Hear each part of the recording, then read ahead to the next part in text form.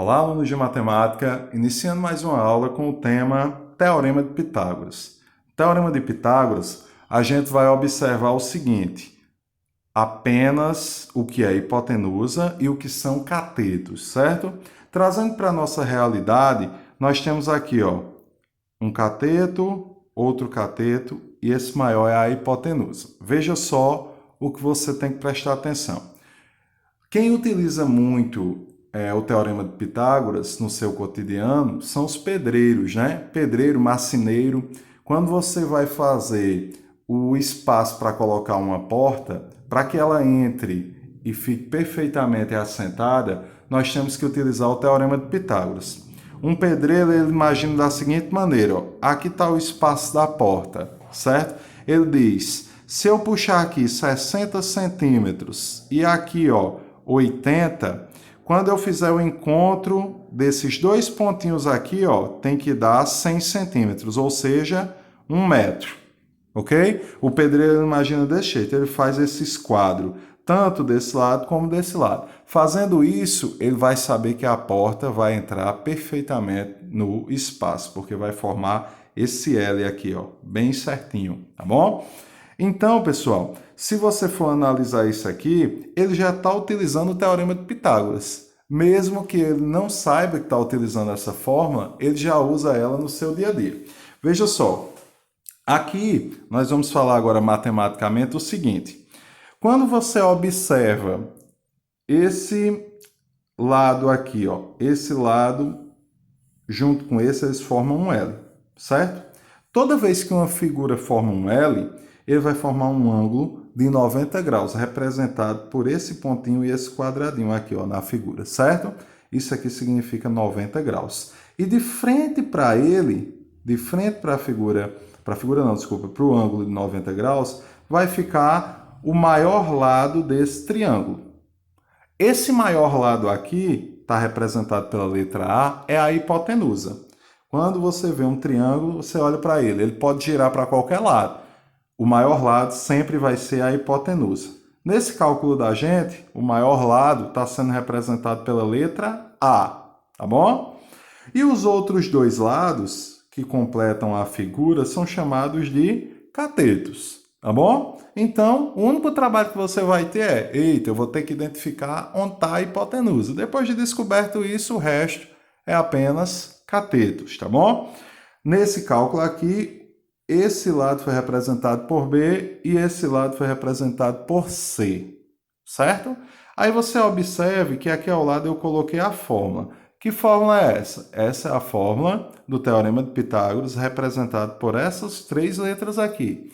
Não é obrigatório que sempre vai ser A, B e C. Isso aqui foi só uma suposição que a gente utiliza para a fórmula. Veja só, quem é A? No caso da gente, A não é a hipotenusa, ou seja, o maior lado elevado ao quadrado é igual.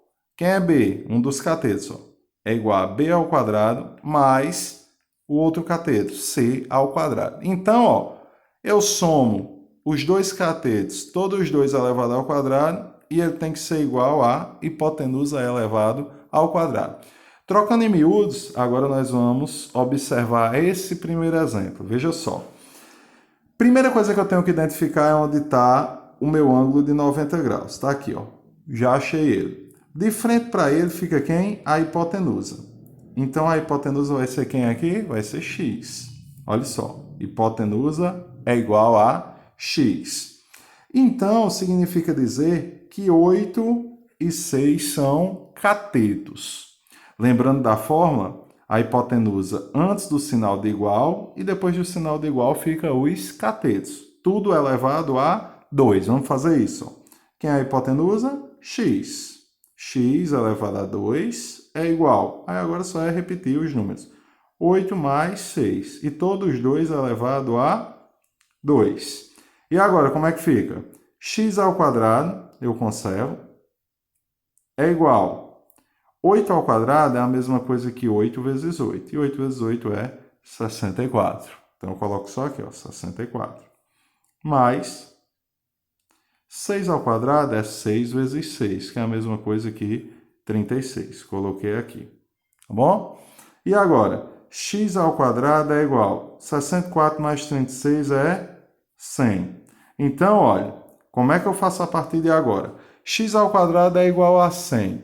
Lembre-se do seguinte, toda vez que você trabalha com a equação, né, um valor de uma variável para ser encontrada, a gente utiliza o quê? Para deixar o x sozinho, a gente utiliza a operação inversa para que você consiga concluir seu cálculo e deixar o x sozinho. Veja só aqui, nesse primeiro membro, nós temos x elevado ao quadrado. Isso aqui é uma potenciação. Para esse 2 desaparecer daqui, eu tenho que fazer a operação inversa dele. Qual é a operação inversa da potenciação? Ou seja, para que esse 2 desapareça daqui, no segundo membro tem que aparecer uma raiz quadrada. Então, olha a mágica que vai acontecer aqui, ó. X, desaparece o 2, é igual a uma raiz quadrada no segundo membro, e dentro da raiz quadrada vai ficar o valor que estava lá, ó. No caso, foi o 100, tá bom? Então, ó, desaparece o quadrado e aparece a raiz. E fica, ó, x é igual, qual é a raiz quadrada de 100? 10. Terminou o cálculo. Então, descobrimos aqui que a hipotenusa é igual a 10 centímetros, porque todas as medidas estão em centímetros, tá bom? Vamos para mais um exemplo. Primeiro passo é o quê, pessoal? Encontrar onde está o ângulo de 90 graus. Achei, de frente para ele fica a hipotenusa. Então, vamos lá. A hipotenusa aqui é igual a 5 centímetros. Achei a hipotenusa. Então, eu coloco, organizo ó, na forma hipotenusa ao quadrado é igual os outros dois valores. Ó, 4 ao quadrado e embaixo ó, mais x ao quadrado. Os números a gente pode organizar logo, ó, certo? Então, 5 ao quadrado é 25, que é igual a quem? 4 ao quadrado, 4 vezes 4, 16, mais o x ao quadrado não dá para fazer nada, a gente só conserva. Deixa o x ao quadrado mesmo. E, prosseguindo, a gente vai fazer o seguinte. Como aqui no primeiro membro está 25 e no segundo membro está 16 mais x ao quadrado, se eu inverter todo mundo sem mexer no sinal de ninguém, não atrapalha em nada meu cálculo. O que está assim pode girar, não tem problema. Então, eu posso colocar, ó, 16 mais x ao quadrado é igual a 25. Pronto, já fica organizado. O inverso é a mesma coisa, até porque está utilizando o sinal de igual entre eles. Eu não mexi em sinal de ninguém. Prosseguindo, nós vamos ter, ó, no cálculo de Teorema de Pitágoras, o objetivo é deixar o x no primeiro membro, né? Ele já está agora. Então, o que é que eu tenho que fazer? Eu vou deixar, ó, x ao quadrado é igual a 25 e passo esse 16 para o segundo membro. Vai ficar como? Menos 16. Repito, x ao quadrado é igual a 25 menos 16 vai dar 9. Então, o que é que eu tenho para fazer ainda? Lembra? Se o x está ao quadrado, para eu deixar ele sem esse quadrado, sem o 2 em cima, eu tenho que no outro lado colocar uma raiz e colocar o número que estava aqui dentro dessa raiz. Então, ficou x é igual a raiz de 9. E qual é a raiz de 9, pessoal? X é igual a quanto? Raiz de 9, 3.